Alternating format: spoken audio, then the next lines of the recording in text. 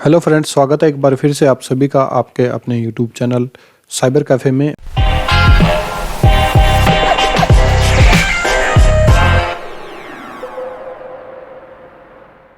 और आज के इस वीडियो में हम बात करेंगे Rajasthan motor vehicle sub inspector vacancy 2021 के बारे में, जो कि 2 तारीख से लेकर 31 दिसंबर तक ऑनलाइन रहेगी। इस वैकेंसी की पूरी जानकारी के लिए आप हमारी वेबसाइट vacancyconnect.com पर आ सकते हैं। लेटेस्ट जॉब में राजस्थान MVSI वैकेंसी 2021 के नाम से पोस्ट है। इस पोस्ट को आप रीड कर सकते हैं। यहाँ पर पूरी डिटेल्स दी गई हैं।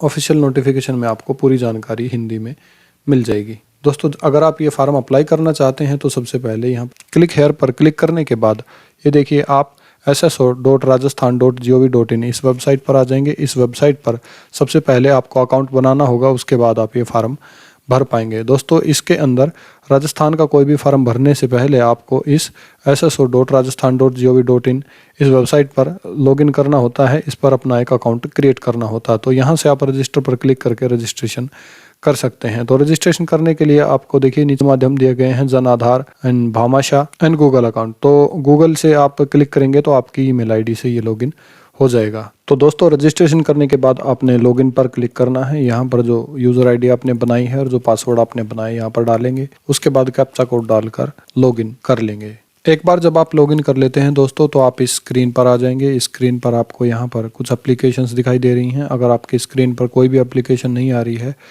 तो अदर ऐप्स पर आप क्लिक करेंगे। अदर ऐप्स पर क्लिक करने के बाद इस तरह की एप्लीकेशंस आपको आपकी स्क्रीन पर दिखाई दे जाएंगी और इसके अंदर हमें फाइंड करना है। यहाँ क्विक सर्च में आप लिख सकते हैं रिक्रूटमेंट पोर्टल। तो इस रिक्रूटमेंट पोर्टल पर क्लिक करेंगे। रिक्रूटमेंट पोर्टल पर क्लिक करने के बाद आपके सामने सारी ऐप्स जो हैं वो शुरू हो जाएंगी। रिक्रूटमेंट पोर्टल पर क्लिक करने के बाद आपकी जो एप्लीकेशंस है, माई एप्लीकेशंस, जो आपने एप्लीकेशंस फिल करी हैं वो आपको यहाँ पर दिखाई दे जाएंगी। जो भी आज तक आपने फिल करी हैं, जो नई नोटिफिकेशंस है वो यहाँ पर दिखाई देंगी।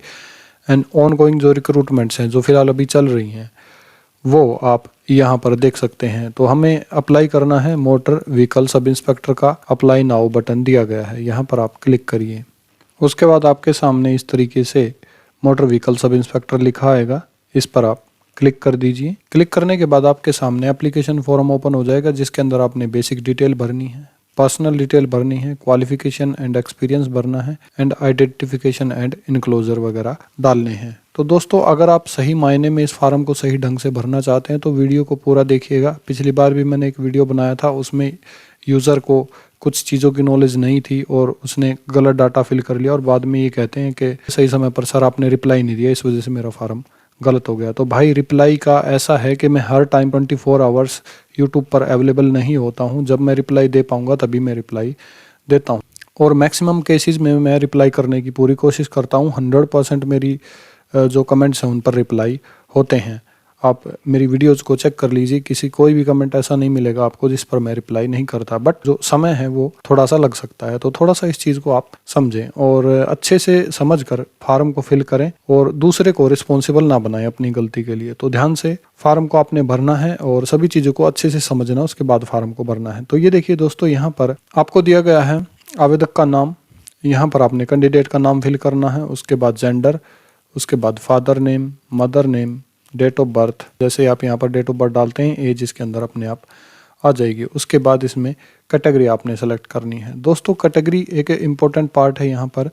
अगर आप राजस्थान के रेजिडेंट्स हैं तो आप किसी भी कैटेगरी में, जैसे SC BC OBC वगैरह है, इनके अंदर आप अप्लाई कर सकते हैं। लेकिन अगर आपका स्टेट अदर देन राजस्थान है तो सिर्फ आप जनरल कैटेगरी में ही अप्लाई कर पाएंगे। तो इस चीज़ का आप ध्यान रखें। उसके बाद, क्या आप आर्थिक रूप से कमज़ोर हैं तो इसको यस नो कर सकते हैं। EWS सर्टिफिकेट अगर आपने बनवा रखा है तो। अगर EWS सर्टिफिकेट आपने नहीं बनवा रखा है, EWS के बारे में जानकारी लेना चाहते हैं, तो उसका मैं वीडियो आपको आई बटन में दे दूंगा। आप उसका EWS के बारे में जानकारी ले सकते हैं। कैसे बनेगा? रिलीजन हिंदू मुस्लिम जो भी है आप सेलेक्ट करिए। वैवाहिक स्थिति, मैरिड अनमैरिड, जीवन साथी का नाम, और अगर आपके पास एक से अधिक जीवित पत्नियां हैं तो उनके बारे में पूछता है, यहाँ पर यस नो कर दीजिए। क्या आपका विवाह किसी ऐसे व्यक्ति से हुआ है जिसके पहले से जीवित पत्नी है? यस नो इसमें करना है आपने। दहेज शादी के टाइम पे लिया था, नहीं लिया था, और बच्चों की संख्या। तो ये आपने अपनी डिटेल्स के अकॉर्डिंग फिल करना है। उसके बाद आपने अपना मोबाइल नंबर देना है, ईमेल आईडी देनी है। आगे आ जाता है आवेदन, अप्लाई फॉर के लिए आवेदन, आप किसके लिए आवेदन कर रहे हैं? क्या आप राजस्थान के अनुसूचित क्षेत्र से संबंधित है? अगर आप राजस्थान के अनुसूचित क्षेत्र से संबंधित है तो आप इसमें यस कीजिए। अगर आप राजस्थान से संबंधित नहीं हैं तो इसमें नो करिएगा, क्योंकि अगर आपने इसमें यस कर दिया और आप अदर स्टेट से बिलोंग करते हैं तो आपका जो स्टेट है वो एड्रेस में शो नहीं करेगा। तो ये बड़े ही ध्यान से आपने सेलेक्ट करना है। अगर टीएसपी नॉन टीएसपी एरिया की आपको नॉलेज नहीं है तो आप गूगल पर सर्च करके ले सकते हैं।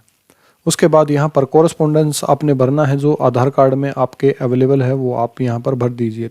उसके बाद एड्रेस भरने के बाद सेम एज अबो अगला जो कॉलम है वो आपने स्थायी पता भरना है। ये आपका पत्राचार का पता था, ये स्थायी पता भरना है। अगर पत्राचार पता और स्थायी पता दोनों एक जैसे हैं आपको तो आपके तो सेम एज अबो पे क्लिक कर देंगे तो यहाँ जो आपने भरा वो इसमें भी नीचे वाले कॉलम्स में भी फिल हो जाएगा। उसके बाद आप अपना पिन कोड भर दीजिए। अगर फ़ोन नंबर दूसरा भरना चाहते हैं तो वो भर सकते हैं, अदरवाइज एक फ़ोन नंबर जो ऊपर भर दिया वही काफ़ी होता है। तो सेम एज कर दिया। उसके बाद यहाँ पर नेक्स्ट बटन पर क्लिक कर देंगे। नेक्स्ट बटन पर क्लिक करने के बाद आपके सामने इस तरीके का मैसेज आएगा। तो यहाँ पर यस पर क्लिक कर दीजिए और कंफर्म कर दीजिए। ये देखिए हमने यहाँ पर बेसिक डिटेल कंप्लीट कर ली है। उसके बाद पर्सनल डिटेल के अंदर हमने यहाँ पर आदिवासी विवरण डोमिसाइल डिटेल्स फिलअप करनी है। अब डोमिसाइल डिटेल के अंदर यहाँ पर मैंने इंडियन भरा। उसके बाद मैं यहाँ पर गृह राज्य सेलेक्ट करूँगा। अगर मैंने यहाँ पर यस कर दिया है तो गृह राज्य में सिर्फ राजस्थान दिखाएगा, और अगर मैं यहाँ पर नो कर दूंगा तो गृह राज्य में सभी राज्य आपको शो करेगा। उसके बाद डिस्ट्रिक्ट, गांव, ब्लॉक वगैरह जो भी डिटेल्स हैं वो आप यहाँ पर भरिए। उसके बाद आगे आ जाती है लाइसेंस डिटेल। दोस्तों लाइसेंस डिटेल के अंदर आपने यहाँ पर व्हीकल टाइप सेलेक्ट करना है। उसके बाद लाइसेंस नंबर यहाँ पर डालिए, कब तक वैलिड है, और एक्सपीरियंस इन मंथ्स, कितने महीने का आपका एक्सपीरियंस है वो यहाँ पर डालिए। उसके बाद नीचे दी गई हैं स्पेशल कैटेगरीज, कुछ विशेष श्रेणियां दी गई हैं, जैसे एक्स सर्विसमैन। अगर आप एक्स सर्विसमैन हैं तो यस कीजिए एंड सर्विस का स्टेटस सेलेक्ट कीजिए। उसके अलावा अगर आप उत्कृष्ट खिलाड़ी हैं तो यस कीजिए। एनसीसी है आपके पास तो एनसीसी को यस कीजिए, और जो डिटेल्स इसमें मांगता है वो फिलअप अपनी स्थिति के अकॉर्डिंग कर लीजिए। उसके बाद आपसे पूछता है क्या आप मौजूदा सरकारी कर्मचारी, स्थायी कर्मचारी हैं, तो यस नो आप अपनी स्थिति के अकॉर्डिंग करेंगे। उसके बाद पूछता है is your family income less than 2.5 lakh, मतलब 2.5 लाख से कम आपकी इनकम है तो आप यहाँ पर यस करेंगे। अगर इनकम आपके 2.5 लाख से ज़्यादा है तो यहाँ पर नो करेंगे। फिलहाल इसमें आपने कोई इनकम सर्टिफिकेट अपलोड नहीं करना है, लेकिन डॉक्यूमेंट वेरिफिकेशन के टाइम पर ये आपको इनकम सर्टिफिकेट देना होगा। तो आप इसको यस करना चाहें तो यस कर सकते हैं। नीचे कुछ विशेष श्रेणियाँ दी गई हैं, इनको आप पढ़ लीजिए। अगर इनमें से कोई आपका टिक है तो उसको टिक करके आप आगे बढ़ सकते हैं। तो आगे बढ़ने के लिए नेक्स्ट पर क्लिक करेंगे।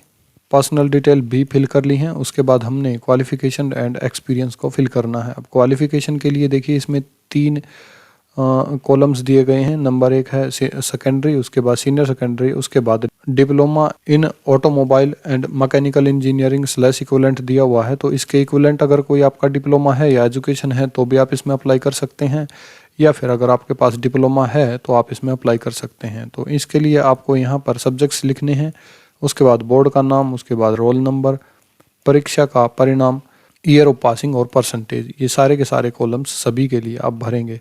अब जैसे मान लीजिए आपने 10th एंड 12th दोनों किए हुए हैं तो दोनों की डिटेल्स आप भर लेंगे। और इसमें अगर आप अपीयरिंग है तो यहाँ पर परीक्षा परिणाम में अपीयरिंग का ऑप्शन आपको मिलेगा। अपीयरिंग करके आप इन दोनों कॉलम्स को छोड़ के इस फार्म को आगे फिल कर सकते हैं। उसके बाद आ जाता है बहिष्कृत करने का विवरण। क्या किसी ने आपको परीक्षा देने से बहिष्कृत किया है तो इसमें यस नो कर दीजिए। वैसे मैक्सिमम का नो ही होगा, क्योंकि बहिष्कृत कैंडिडेट को दोबारा से परीक्षा नहीं देने दिया जाता है, तो इसमें नो रहने दीजिए। तो इसको हमने नो कर लिया। उसके बाद अनुभव इसके अंदर 1 साल का एक्सपीरियंस देना ज़रूरी है। एक्सपीरियंस के बारे में दोस्तों यहाँ पर एक्सपीरियंस को आपने यस करना है, इसमें नो का ऑप्शन नहीं है, यस ही आप रहने देंगे क्योंकि ये मैंडेटरी फील्ड है। यहाँ पर वर्किंग एक्सपीरियंस लिखा हुआ है, कहाँ पर आपने काम किया, उस कंपनी का नाम आप यहाँ पर लिख सकते हैं। किस पद पर काम किया आपने, जैसे ड्राइवर की पोस्ट पे काम किया या किसी अन्य पद पर काम किया तो वो यहाँ पर आप लिखेंगे। उसके बाद प्रकृति, काम की प्रकृति कैसी थी, मतलब क्या क्या काम आप वहाँ पर करते थे, वो पूरा विवरण इसमें आप दे सकते हैं। किस डेट से किस डेट तक आपने काम किया, वर्ष, महीने और दिन, इन तीनों कॉलम्स में अलग अलग आप मेंशन करिए। उसके बाद किस प्रकार की नौकरी थी, एम्प्लॉयमेंट किस तरह का था, आप इसमें से सेलेक्ट कर सकते हैं। और उसके बाद यहाँ पर है अपलोड, तो अपना एक्सपीरियंस सर्टिफिकेट यहाँ पर अपलोड कर सकते हैं। उसके बाद इसमें है ऐड, अगर आपके पास और भी एक्सपीरियंस सर्टिफिकेट्स हैं तो उनको आप यहाँ पर ऐड कर सकते हैं। हमने सेक्शन 3 क्वालिफिकेशन एंड एक्सपीरियंस भी कंप्लीट कर लिया। उसके बाद हम आ जाते हैं आइडेंटिफिकेशन एंड इनक्लोजर्स पर। आइडेंटिफिकेशन में ये देखिए सबसे पहले फोटोग्राफ अपलोड करना है। फोटोग्राफ से संबंधित जो नीचे साइज़ दिया गया है उस साइज़ के हिसाब से आप फ़ोटो को बना लीजिए। उसके बाद यहाँ पर अपलोड कर दीजिए। उसके बाद सिग्नेचर इन हिंदी, तो हिंदी में सिग्नेचर करके यहाँ पर अपलोड करना है और यहाँ पर इंग्लिश में सिग्नेचर अपलोड करना है। उसके बाद यहाँ पर बॉडी मार्क, अगर आपके चेहरे पर कोई मार्क है, मार्क ऑन फेस या cut mark on, scar mark on, इस तरीके से आप मेंशन करके यहाँ पर बॉडी मार्क लिख सकते हैं। उसके बाद नेक्स्ट पर क्लिक करेंगे।